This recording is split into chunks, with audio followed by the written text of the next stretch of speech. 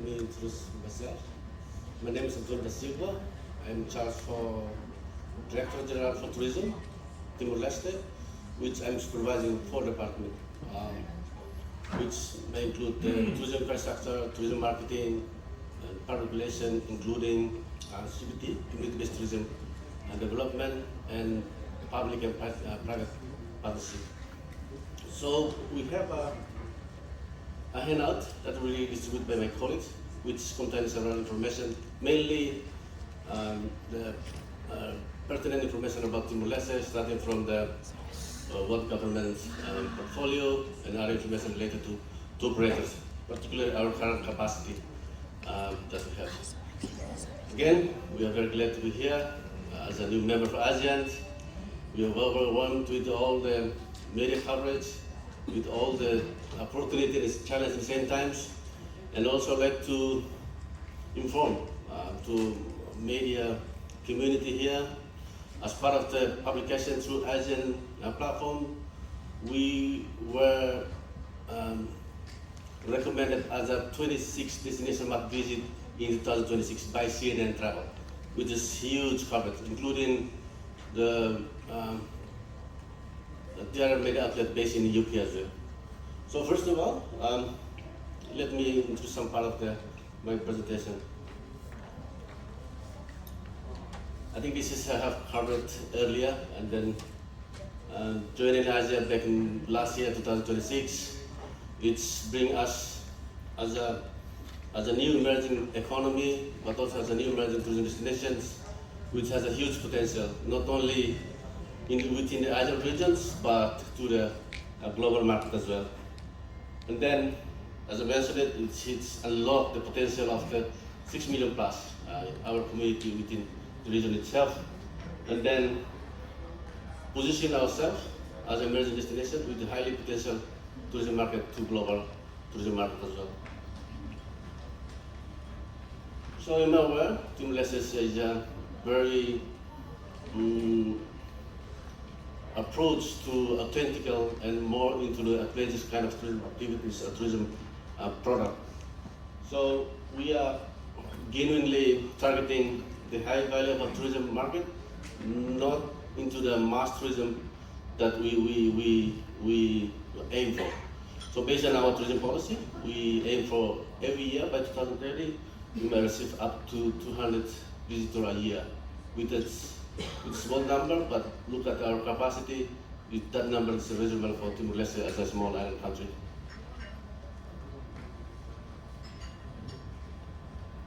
So in my way, Timor Leste geographically located in the Coral Triangle.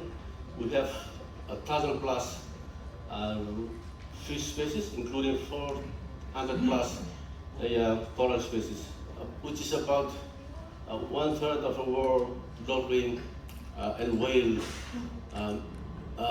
migration throughout our canal within Timor Leste and the other islands within the country. And then you may be aware that our Aturu Islands, which is next to our main islands, which has one of the most diversity for marine conservation area. Again, from our land resources, particularly tourism resources, we have 2,000 plus flora and fauna species. And then our highest mountain in the country is Mount Ramlau, which is the peak. It's reached up to 2,943, which is almost 3,000. And then we have several national parks, but our main national park that has been established since 2004 is the Nino Polisantana, which is located in the eastern part of the island. And then again, we have a various diversity of the landscapes, mountains, plains, including the pristine water beaches. Culture, again, we have a blend indigenous of Portuguese and Catholic influences. We're aware that Timor Leste have been colonized Portuguese for almost 100 years. And then we have a local traditional and local indigenous, including the way of people living, the culture, and then the authenticity of each of the municipality we have in the country. So we have in my way, Timor Leste has one of the best coffee in the world. We are very organic. And then in my way also the Híbrido de Timor, which is original coffee from Timor Leste. And then, as an island country, we are very resilient and we are very much authentic in terms of culture itself. Sustainable tourism commitment, as I'm aware, Timor Leste is part of the World Tourism Organizations, and now we're part of the ASEAN, including several other organizations with the within the region, like PACA, SPTO, and BBTF, which is based in Bali. We are committed to develop tourism in Timor Leste that has a concept of sustainable tourism concept, which is we are conserving our resources. We have limited resources, but we will utilize resources to maximize in terms of getting benefit of tourism itself to the country. So, current government, we are focused more inclusivity in the based tourism because we are aware that with the community-based tourism, we will benefit more local community based on the resources that we have. Government, from central government, working local government, utilize the resources we have, both in the policy resources and then the financial resources to help local community to build up their capacity in terms of managing their resources within their village. So, based on current capacity, we have 31 flights per week, which is from Bali, which is covered by Aero Delhi and CityLinks, Indonesia-based carrier. Aero Delhi is a national carrier. Then we have a Darwin Delhi flights daily, which is served by Qantas and Aeronaut. And from Singapore itself, we have Aero Delhi. Kuala Lumpur just launched back in June last year, which serves in 3 times a week. KL Delhi, and then we have Xiamen, which is served by Aero Delhi itself. And the new route just have been launched last week, which is to China, still to China, but this is to Fuzhou. Again, it's still under served by Aero Delhi. And then future we will have a flight from Delhi to Kupang. Remember, Timor Leste is an island country, but divided into 2 countries. In the western part is Indonesia, Kupang, and then the eastern part is Timor Leste. Then we have a daily flight, Delhi Kupang. Previously this, but due to COVID back in 2019, it was somehow stopped. And then future we'll have a Delhi Manila, Delhi Bangkok Thailand, and then Delhi Melbourne, which will be launched by, it was launched by Aero Delhi, but due to some technical coordination, it will be realized in the future. Transformation of our airport, and we have our international airport, which is actually 2, but mainly in Delhi. We have one is a cruise, but absolutely that currently up and running. But Delhi is the main hub for the connecting Timor Leste with our regions. So we have a modernization of the airport itself, which is supported by Australian government and Japan government, including Timor Leste, which is up to 300 million investment, worth investment. In the runway currently we have a 2,000 plus land, which will be expanded up to 3,000 meters with new terminals, control tower, cargo facilities, and then there are concept of gender sensitive and inclusive design, which we estimated with capacity to reach up to 400,000 to 1 million passengers a year by 2028. And cruise ship, Timor Leste is one of the cruise ship destinations, particularly for Port of Call, mainly from Australia. When there's a repositioning the cruise ship operators from South Pacific, they use the route to Timor Leste as one of the main port of call, on the way up to Komodo, on the way up to La Bombardier to Singapore. So before COVID, we received quite a number of cruise ships with capacity from 1,000 to 3,000, the large cruise ship. But now after COVID, we are gradually recovered our cruise ship visiting Timor Leste.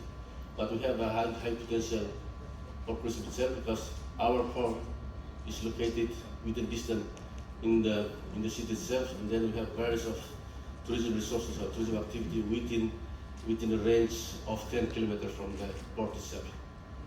So again, last year, government has launched ICC, International Convention Center, which is part of our commitment to ASEAN to host events particularly for large events. You may aware that later in 2029, Timor-Leste will be the host of the ASEAN Summit. So we need to upgrade our capacity in terms of the venue, particularly the MICE itself. So it was expected to be open later in 2028. Dili waterfront is now just signed it early this year, which granted from the China government with the expansion of the facilities with retailers along the way in the eastern part of the Dili. It started from one of the points that the major community activities which later will be served as a tourism attraction itself. And then within the construction there will be, as I mentioned before, amenities, restaurants, souvenir shops, coffee shops will be placed within the project itself, including the landscaping. Accommodations growth. Based on our current capacity, we have by rooms, we have 2,400 rooms or bed available throughout the country, including the Dili. We have 13 municipalities, but the Dili is the main concentration of all the administration and all the business. So from those 2,400 rooms, around 500 to 600 are located in Dili, the capital itself. But in aware, there's a new hotels coming in with the capacity serve up to 60 rooms, which is with the brand Brownsville, opened last year. And then again, we have as a new emerging destination, new emerging economy, we have a huge potential for investment, particularly in the hotel businesses, like luxury resort in one of our islands, boutique hotels, and also other hospitality services as well. Again, we are island country. We are really hospitable. We, as part of our commitment to develop our country, particularly economic diversification from oil and gas, tourism and agriculture become one of the priority to be developed. And then currently, as part of ASEAN commitment, as part of our collaboration with our partners, we try to develop tourism as one of the means for economic diversification in the future.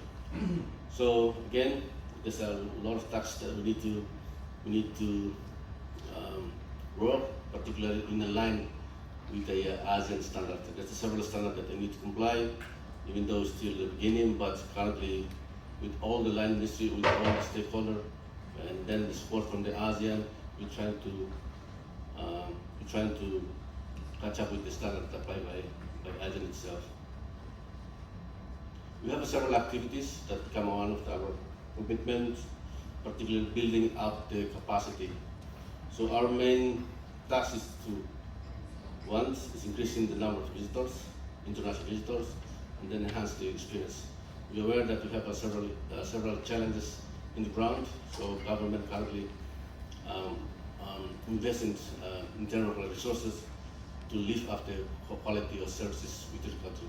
Not only in the Dili as a hub for the tourism activity, but also outside of the Dili, the capital, particularly in restaurant services, transport services, other amenities that they need to be increased, need to be upgraded to in line with the ASEAN standard itself. And then also, of course, with the others commitment that we need to comply with ASEAN, particularly the immerse, who are natural person that currently government work with the stakeholders to address this issue.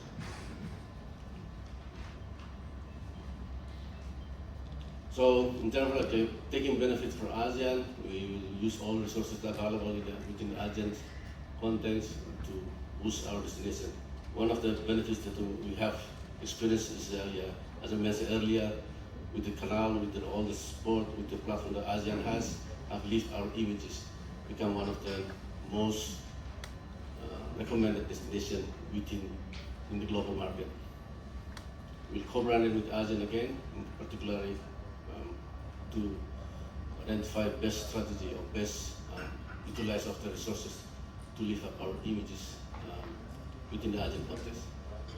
Joint campaign and trade show, again, as one example now, we have our team here, which actually looking at the especially on the B2B potential to increase the inbound tourism to Timor Leste.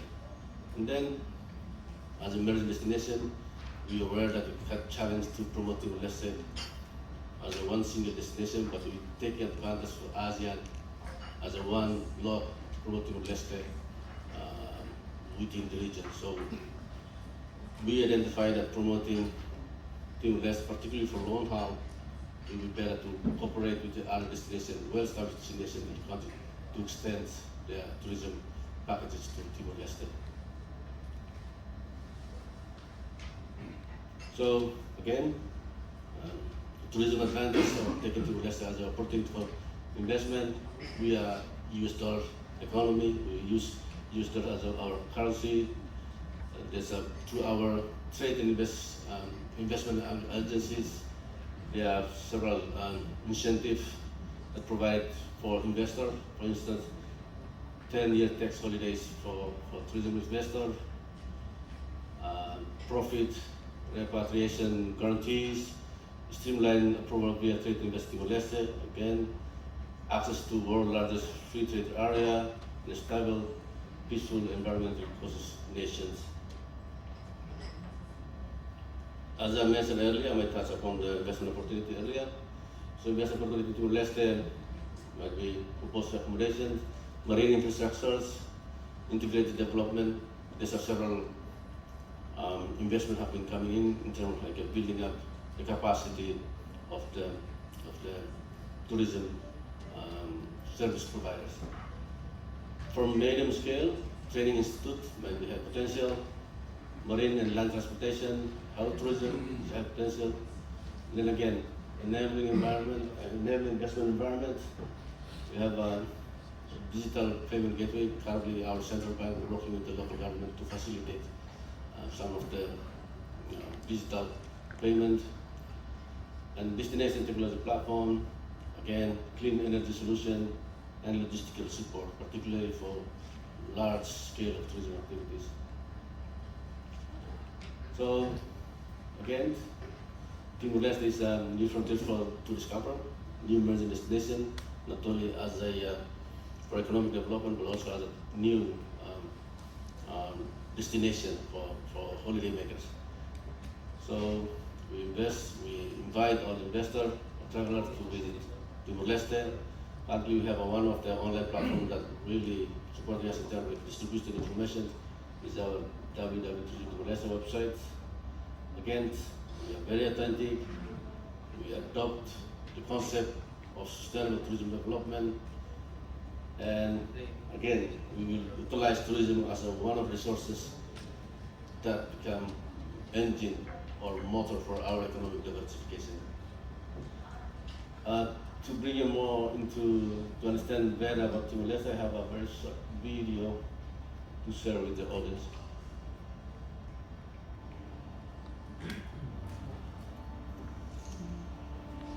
Welcome to Timor Leste,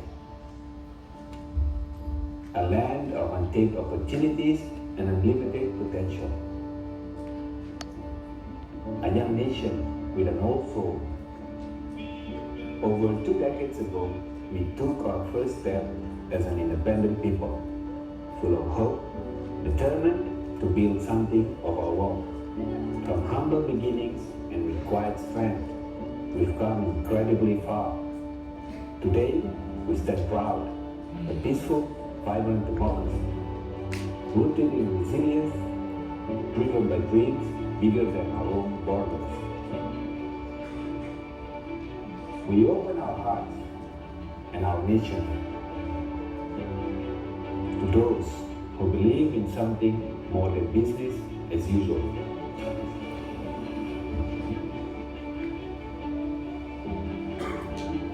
Here, doing business means building a future.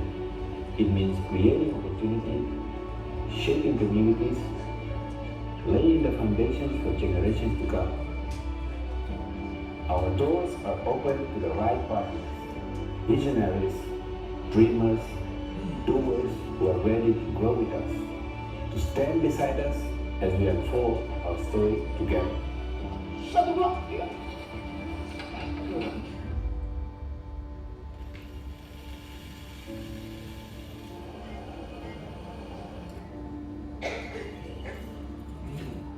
Together, we can cultivate fields that nourish beyond our borders,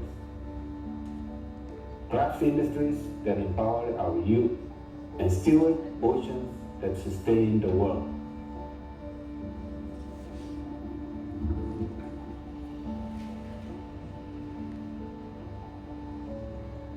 This is Timor Leste, untaped, unspoiled, and rising.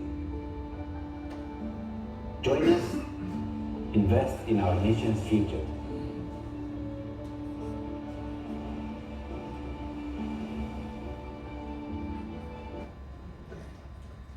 Thank you.